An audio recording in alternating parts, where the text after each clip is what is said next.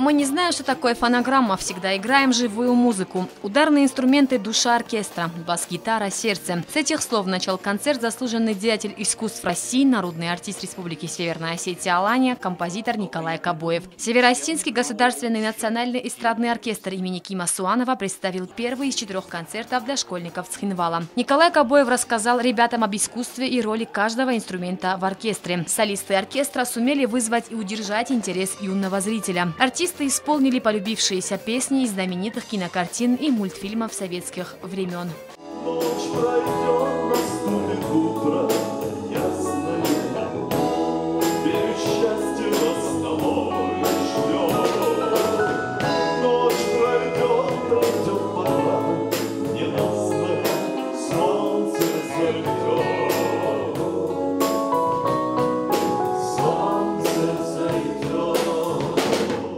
Концерт произвел на ребят незабываемое впечатление. Они подпевали и аплодировали стоя. Начальник управления культуры, молодежи и спорта столичной администрации Игорь Тасоев выразил уверенность, что эти концерты станут традиционными. Мне кажется, это крайне нам необходимо, потому что дети могут узнать, как складывается песня, из чего состоит оркестр. Дети узнают профессионализм состояния сегодняшней красивой песни. Эти концерты состоятся благодаря и непосредственной помощи администрации президента нашей республики. И очень приятно, что мы дали старт вот этому доброму делу.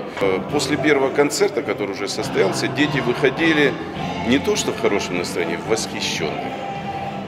Я могу честно сказать, это самое дорогое, когда мы видим своих детей счастливыми. Наверное, это действительно достойное дело. Оркестру 26 лет, артистов более 40. Первым руководителем стал легендарный Ким Суанов, прекрасный певец. За четверть века оркестр объехал множество городов Северного Кавказа. Давал концерты в Москве, Санкт-Петербурге и Одессе. В Южной Осетии они не впервые. После войны 2008 года оркестр приезжал в разрушенный Цхинвал. Зарина Кочиева, Александр Кочиев, Геннадий Мамитов. Информационный выпуск сегодня.